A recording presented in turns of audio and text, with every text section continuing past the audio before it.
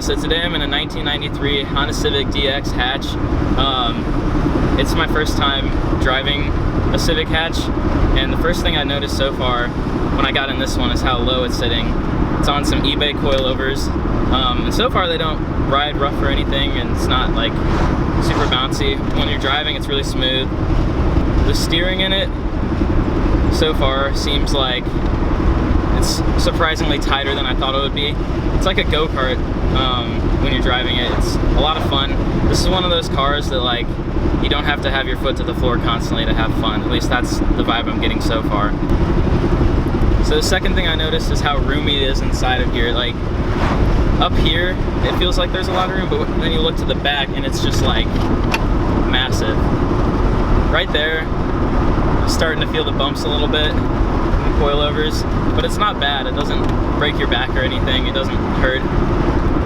The brakes on this are actually really good. They're drilled and slotted front rotors, and they bite pretty good. There's a little dead travel at the top, but it's not bad. Once you get your foot into it a little bit, it wants to brake. It brakes pretty hard. Coming from my Mustang, which is like 4x4 stance, this feels really, really low to me, but he's saying it's really not that low. It is. Alright, so coming up to these corners, it goes around them no problem. It feels pretty flat going around the corners. It's not like a ton of body roll or anything. Since it's so low and it has the coilovers, it definitely helps a lot. It just does it, no complaints. You hardly have to put any input into the steering to get what you want around a corner. Suspension's a little bouncy, but like I said, it's nothing that hurts, just on the bumps. When you're cruising down the road, up to speed, it's not bad at all.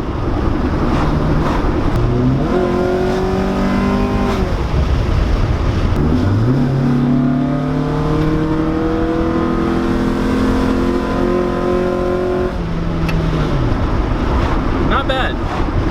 A little bouncy at the bottom of that hill there, but it's got more power than I thought it would, or at least it feels like it does. Yeah, that's a lot of fun though. Like I said, this is one of those cars you don't have anything to prove in it. You can just have fun, drive around and do whatever. It brakes, it handles, and when you want to accelerate like that, it does it. No complaints, and I really like that. One thing I like about this car is just how clean it is overall. Like, it's not slammed completely to the ground. It has a good stance. It's not obnoxiously loud and isn't ruining anyone's day. It's just a good, clean car that you can have fun in, and I respect that about it. The paint on it, I love the color. Taylor, the owner of the car, has done a really nice job cleaning it up. Corners in this car are just super fun because there's not any drama or anything. Like my car, when I go around corners, I'm scared I'm going to end up in a ditch. But with this, it just does it.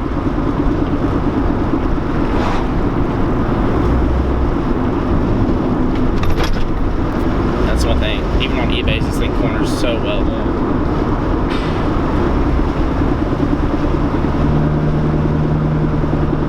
So as far as modifications go on this car, it has a cold air intake, it's lowered on coilovers, has this huge mirror up here. There's not a single blind spot in it. You can look and see everything. It has a sub in it, a light bar up front since the headlights aren't exactly the greatest.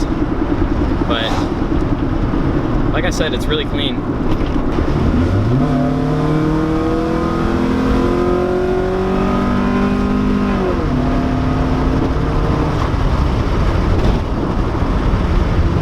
Bad.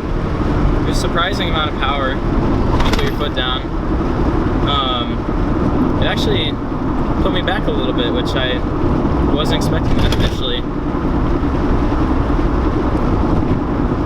The exhaust sounds pretty good. Like I said, it's stock, so it's nice that you have the noise in here, but from the outside you're not like being completely obnoxious. It's not like some people that straight pipe these and just floor it everywhere they go.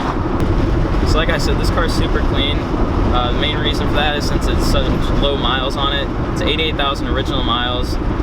It was babied pretty much its whole life. Taylor's kept doing that since he's owned the car. It is an automatic transmission. but to me personally, it doesn't really take away from the fun of this car. You can go on a back road and just not have to worry about shifting. You can take the corners, concentrate completely on the road. That's something I really like about the car. He is selling the car soon, and he said that the next car he wants to get, he definitely plans on it being a manual, which is the right decision there. For how old this car is, it really feels like well put together still.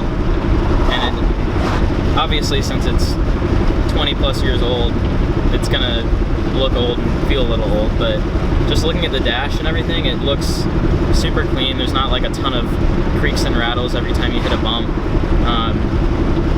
Yeah, I'm really surprised with the condition of it, with how old it is, but I guess since it's such low miles, it's not a complete shock how clean it is. So the motor in this is a D15 B7. It only has 96 horsepower from the factory, and as for torque figures, it's about -30. Now that I've been in the car a little longer, it definitely doesn't feel as low as when I first got in. I guess coming from my car, like I said, it was a little bit of a shock of like how low it is. So we're hitting some train tracks here. Alright, swing back left. And you really gotta maneuver over them. That's not something I'm used to in my car. Can't get over how much sound you get inside with the stock exhaust. So from the factory, this car weighs 2,300 pounds. He did take the back seats out because race car, but yeah, like I said, it feels light, feels nimble. There's not really any dead space in the steering, and the brakes continue to surprise me how good they are. But like I said, since it's a light car, they really don't have to do too much work to slow it down. One thing I was worried about when I like started driving this was like if I'd have enough power to like keep up and like get going with everybody else, and really like it's been completely fine. Like I haven't had any problems with that at all.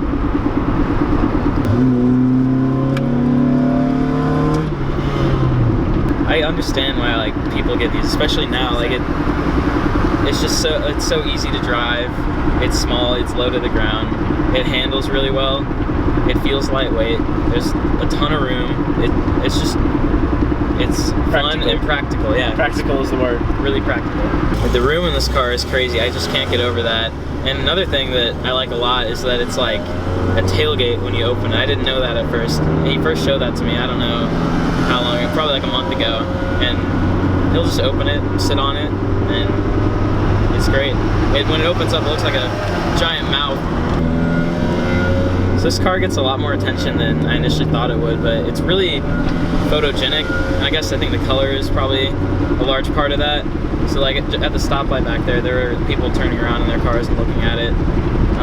But at the same time, it's nice because you can have your foot to the floor and pass people standing in a parking lot and they won't even look over because it's so quiet. But in here, you still get the sensation of it and you get the noise, and it's just a really nice combination. It handles the corner so smooth. I love it. This makes me want a better handling car. I've had a smile on my face probably this whole time.